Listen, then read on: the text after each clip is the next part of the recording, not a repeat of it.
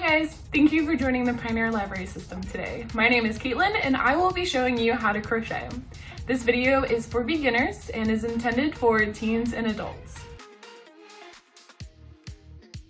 For this project, you will need the following supplies. You will need yarn, and I will be using a size 5 or bulky yarn. You will need a crochet hook, and this is a size K. And finally, you will need a pair of scissors. The first thing you need to learn is how to make a slip knot. This knot will be the first loop or stitch in your project. Take your yarn and drape it across your hand and hold it down using your thumb. Your two bottom fingers will hold the tail in place. Taking the yarn still connected to the skein, wrap the yarn around your pointer and middle fingers, creating an X like so.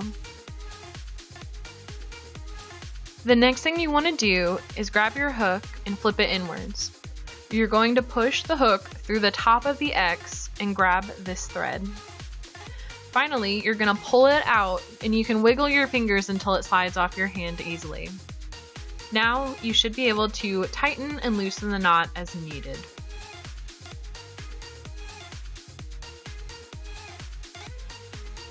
After creating the slip knot, it's time to make the foundation stitch. This is probably the trickiest part of your crochet project. It might take some time to get an even row, so take your time and practice until your loops are even. So to make a foundation stitch, you need to learn how to feel comfortable holding the yarn. I like to hold my thread by putting it between my pinky and ring fingers, where it ends up traveling across the back of my hand and around my pointer finger like so. It gives me plenty of room to wrap my hook around the yarn, and it's just what's comfortable for me. But there are plenty of different ways to hold it, so just play around until you find what works best for you. Hold the tail of the yarn with your thumb, middle, and ring fingers. Then you want to take your hook and go around the back side of the yarn. So once you have it around your hook, you want to twist it and pull it through that first loop that you made. But when creating the foundation loops, you want to be careful you're not holding the tail too tight, because otherwise the loop will be too small to go back through when we start doing the regular chain stitch. So again, you will take your hook, wrap around the back of the yarn, and pull it through that loop. Shift your fingers, holding the tail up as you go, and you will just continue this process until you have a length that you are happy with, or until the length in the pattern that you are creating.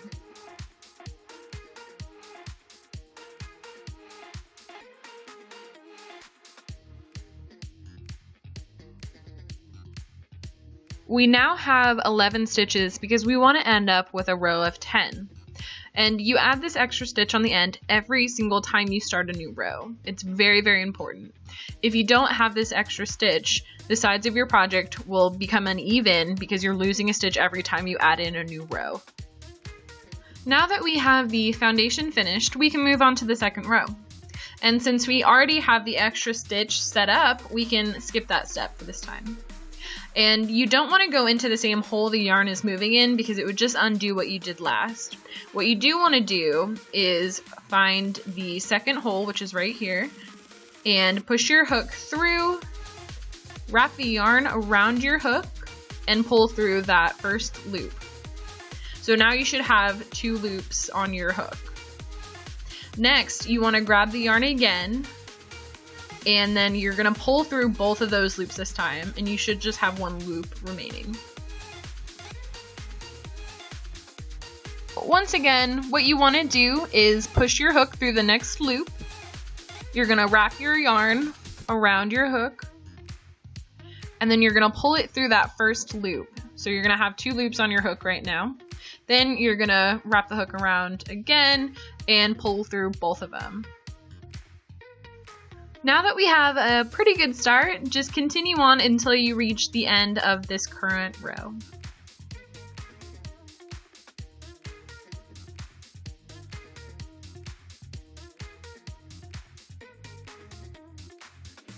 Once you reach the end of the second row, don't forget to add in your extra stitch so that we can start the third row.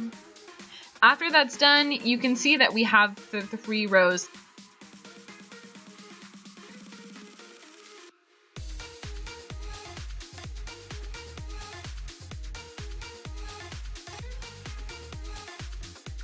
Off camera, I made 2 more rows of the single stitch. Now we can move on to learning how to create the double stitch. So what you want to do to start the double stitch is create 2 extra loops on the end instead of the single one that we've been doing previously. This is because the double stitch is going to be twice the width that the single stitch is. And so once you have the 2 stitches, you're going to wrap the yarn around your hook and then push through the 3rd loop. You should end up with 3 loops on your crochet hook by now. So from here, what you want to do is wrap the yarn around your hook, pull it through that first one only. So you should still have 3 loops. Then you're going to wrap it around the yarn around the hook again and pull through 2 loops this time. So you should end up with 2 loops on your hook. Then you're going to wrap it around once more and pull it through both of those. So you'll end up with 1. And that is the first chain in a double stitch. So we're gonna do this once more. We'll go ahead and wrap your yarn around your hook. Then you're gonna find the next loop. So you should have 3 loops on your hook right there. Grab your yarn and pull it through that first one only. Wrap your yarn around the hook again and pull through the first 2 loops. So you should end up with 2 on your hook still. Then you're going to do it once more and pull it through both of those last loops so you end up with 1 on your hook. Now you can see that it is twice the size of what just a single crochet stitch is. The double stitch is great for creating large projects in a shorter amount of time. And a good example of a larger project would be a blanket or even an article of clothing.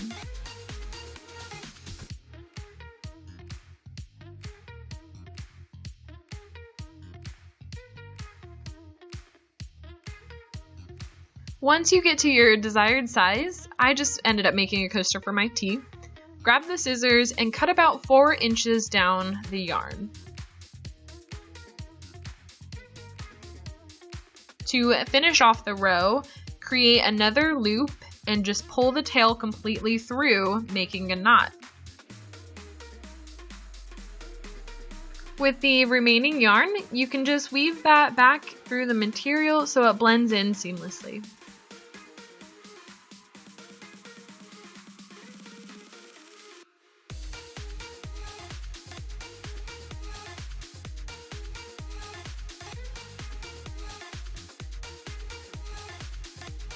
Alright, I hope you guys enjoyed this video. I certainly enjoyed making it. If you have any questions or comments, or just want to share your completed projects with us, make sure to drop a comment. If you'd like more information or project ideas, make sure to visit our Hobbies and Crafts Reference Center database, which is located on our website under the Research and Homework tab.